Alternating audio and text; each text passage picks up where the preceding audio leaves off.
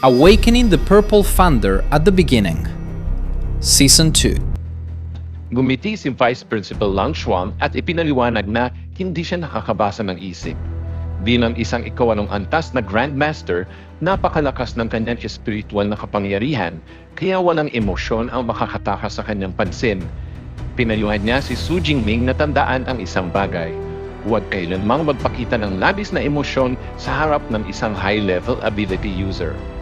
Masunuring tumango ang batang estudyante at palihim na napabuntong hininga. Mukhang hindi naman pala siya galit. Hindi inaasahan, idinagdag pa niya at sinabing tigilan na nito ang panghuhula. 34 taong gulang pa lang ako, hindi ako matandang babae gaya ng iniisip mo. Matapos sabihin niyon, bahagya rin siyang nahihiya at nagtaka kung bakit niya kailangan magpaliwanag ng ganon sa isang estudyante. Nabigla si Su Jingming, 34 na taong gulang at isa ng ikawalong antas na Grandmaster, samantalang ang karaniwang edad ay 46. Hindi niya maitago ang paghangha at agad niyang sinabi na tunay niya itong iginagalang. Agad namang nagpalit ng paksa si Vice Principal Lang Shuang at tinanong ang plano ni Su Jingming para sa darating na winter break. Sinabi ni Su Jingming na balak niyang bumalik sa Jia at magsanay ng isang bulan sa Thunder Secret Realm. Narinig ito ni Lang Shuang at lumingon sa kanyang AI assistant na si Ava upang itanong ang distansya mula rito hanggang sa lugar na iyon. Sumagot si Ava na 563 kilometro ang layo. Tahimik na nagkalkula ang Vice Principal. Matapos siya makapasok sa mid-tier level 8, umabot na sa 600 kilometro ang saklaw ng kanyang teleportation. Kaya niyang suportahan si Su Jingming mula sa malayo. Inabot niya kay Su Jingming ang isang talisman badge at nagbabala na kamakailan ay marahas ang pagdating ng Heavenly Fate Sect. Kapag naharap siya sa panganib na nagbabanta sa kanyang buhay, kailangan lamang durugin ang badge at agad siyang darating. Tinitigan ni Su Jingming ang regalo at nakaramdam ng lubos na tiwala. Kahit hindi siya araw-araw personal na ginagabayan, para itong matibay na haliging laging nakaalalay at nagpoprotekta sa kanya. Tahimik siya na akong magsasanay ng mabuti at hindi bibiguin ang kanyang mga inaasahan. Lumipat ang eksena sa tirahan ni Yongxin. Isang malakas na pagsabog ang umalingawaw at marahas na yumanig ang tarangkahan. Sa loob, nagsasanay si Su Jingming ng kanyang bagong kakayahan. Sumabog ang kanyang kapangyarihang kidlat at nagtipon-tipon upang maging isang makapangyarihang Thunder Dragon na mabangis na umungal. Isang suntok ang kanyang pinakawalan. Sumugod ang Thunder Dragon at sumabog. Nagpakawala ng makakatakot na kapangyarihang mapanira. Nakatayo sa tabi, labis na nasiyahan si Yongxin sa ipinakitang performance ni Su Jingming. Ipinaliwanag niya ang susi sa Thunder Dragon Fist ay bilis. Mas mabilis tipunin ng enerhiyang kidlat at mas mabilis ilabas ang suntok, mas malaki ang pinsala. Bilang paghahanda sa paglalakbay ni Su Jingming, binigyan siya ni Teacher Yong ng Level 6 Protective Talisman. Kaya nitong harangin ang mga ataking mas mababa sa Level 3 sa loob ng 3 minuto. Malinaw kay Su Jingming na ito ay isang napakahalagang kayamanan na halos hindi mabibili ng pera. Hindi lamang iyon, ibinigay rin ni Yongxin ang contact information ng isang senior na naghahanap na Jamulo na kasalukuyang manager sa Thunder Secret Realm at maaaring magbigay ng tulong. Nag-aalala si Teacher Yong na baka masyadong malayo ang mahigit 500 kilometro para sa teleport ng Vice Principal. Pero ibinuyan ni Su Jingming na kaka-breakthrough pa lamang nito at kaya na ngayong mag-teleport hanggang 600 kilometro. Nagulat si Teacher Yong, mid-tier level 8. Tunay na nakakatakot ang bilis ng paghangat ng Vice Principal, karapat-dapat sa titulong number 1 S-rank powerhouse ng Medos. Napangiti si Teacher Yong at mas napanatag ang loob. Napagtanto niya mas maganda pa na ang relasyon ni Su Jingming at ng Vice Principal kaysa sa inaakala niya. Dahil suportado siya nito, hindi na siya ganong mag-aalala. Pagkalipas ng 2 araw sa Jiang City, kababalik lamang ni Su Jingming sa bahay nang marinig niya ang masayang tawag ng kanyang pamilya. Nakangiti siyang magalang na bumati sa kanyang tiya, tiyuhin at pinsan niya si Zongqi. Mainit at masigla ang kaligayaran sa bahay. Lumipat agad ang kanyang tiya at hinila siya palapit. Tuwang-tuwang makita na matapos ang isang semestro sa paaralan ay mas tumangkad at naging mas mature ang kanyang pamangkin.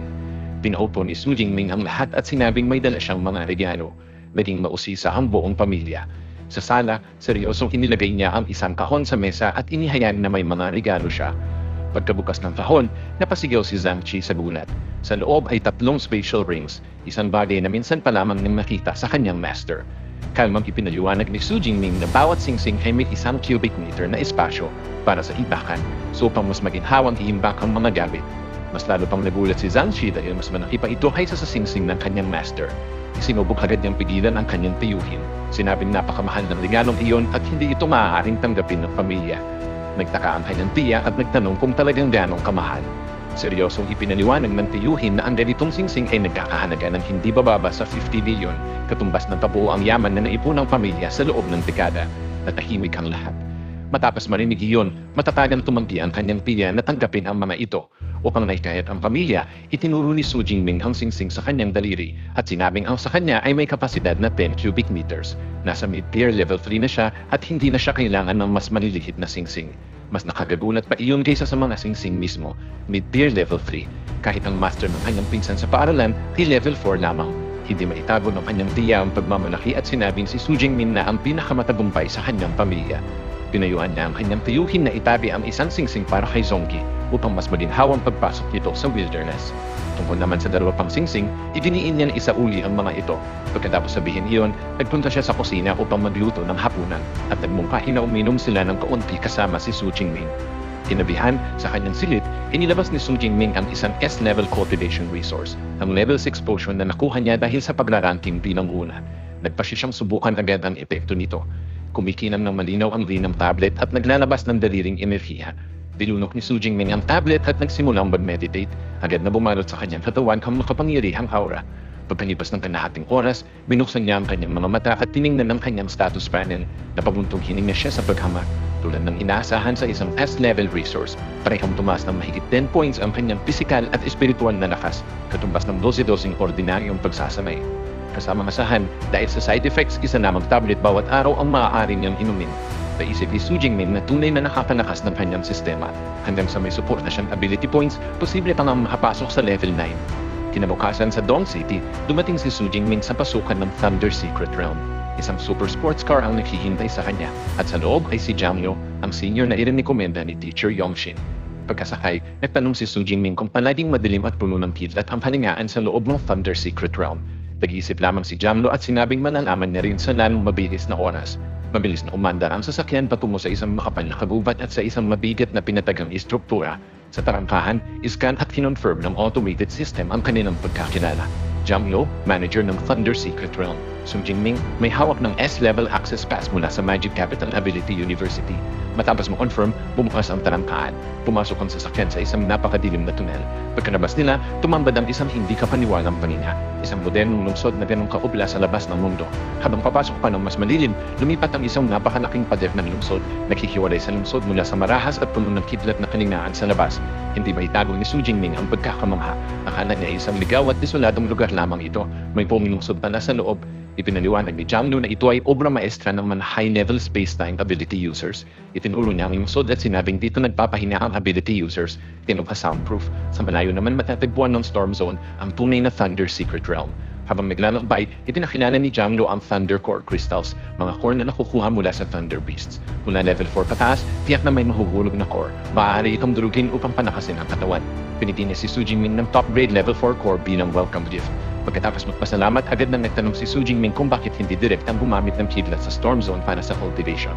Ipinaliwanag ni Jianglo na ang kidlat doon ay marahas, hindi mahuhulaan at lubong mapanganib.